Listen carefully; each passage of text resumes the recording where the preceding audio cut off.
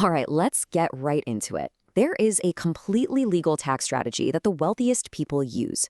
But for most of us who earn a regular salary, it's pretty much a secret.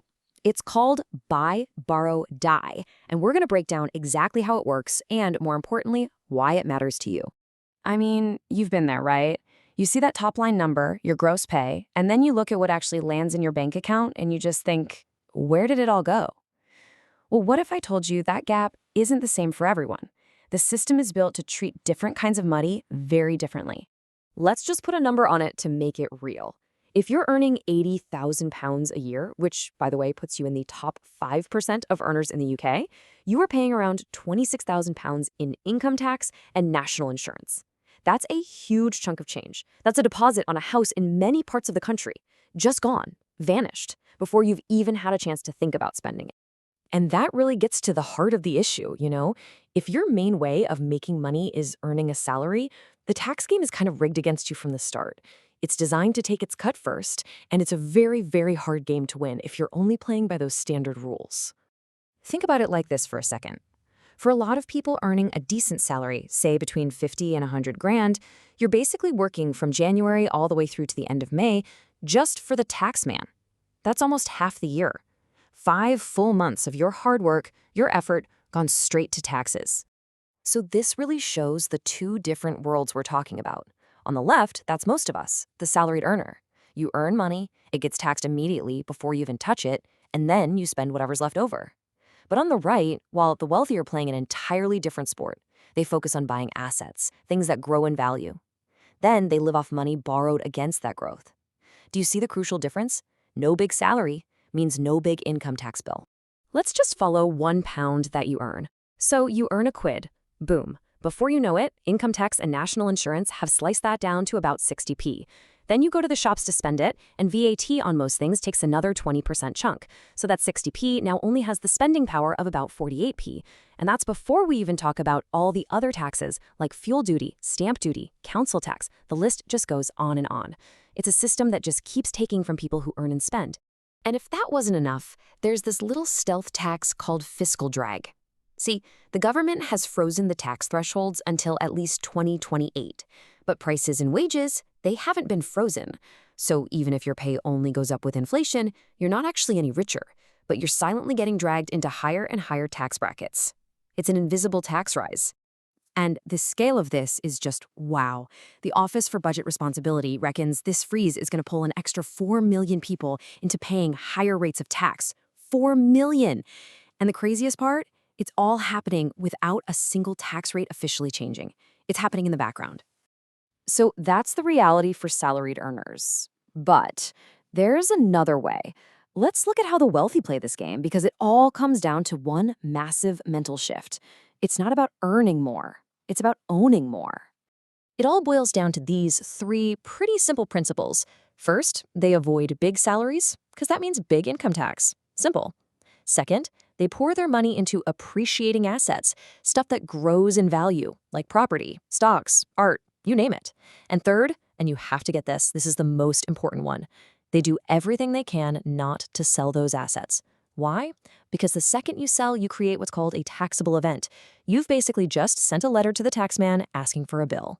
And these 3 principles are the foundation for the whole playbook. This is it. The 3-stage process for building and, crucially, accessing wealth without ever needing a payslip. So here's how it works. Step 1, buy. You get your hands on assets that you believe will go up in value over time. Step 2, borrow. As the value of those assets grows, you go to a bank and take out a loan against that new, higher value. This gives you cash, tax-free, to live on. And step 3, die. I know, it sounds a bit morbid, but here's the final trick. When you pass away, your heirs inherit the assets, but they also inherit the debt. That debt reduces the total value of your estate, which minimizes the inheritance tax bill. Okay, let's walk through a really simple example. Let's say you buy a house for £200,000. That's your buy stage. Simple enough. Now you just wait, you play the long game. And over, say, 10 years, the property market does its thing and your house is now worth double, £400,000. You haven't sold it, you haven't done anything, you've just owned it. Okay, now this is where the magic happens. This is the borrow part.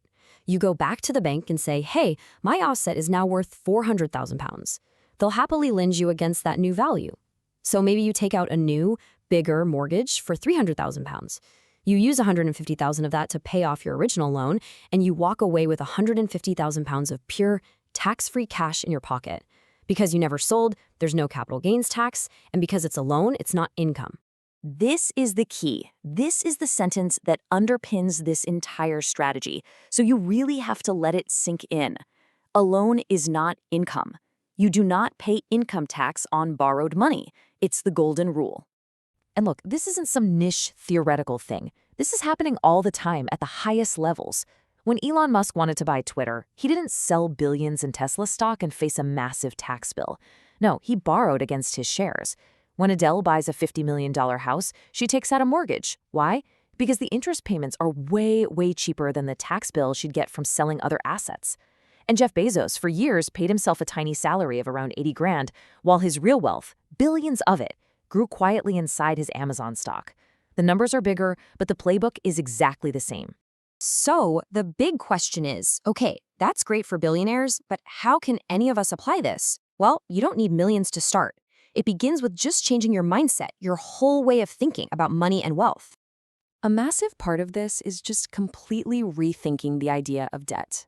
Most of us are taught our whole lives that all debt is bad, but it's not that simple. There's bad debt, like credit cards or a loan for a car that's just going to go down in value. That's a liability. But then there's good debt. Debt you use to buy an asset that goes up in value. That's not a liability. That's a tool for building wealth. So what's the big takeaway here? How do you start thinking differently? First, shift your focus from just earning a higher salary to acquiring assets, even small ones. Second, really get your head around the difference between good debt and bad debt. And third, always remember, selling creates tax. Just understanding that these rules exist, that's the first and most powerful step to playing a completely different game. And I just want to leave you with this one last thought because it's so important. The UK tax system isn't broken. It is working exactly as it was designed to. It was designed to tax labor, to tax salaries, to tax people who trade their time for money. It was never designed to tax wealth in the same way. The wealthy aren't breaking the rules.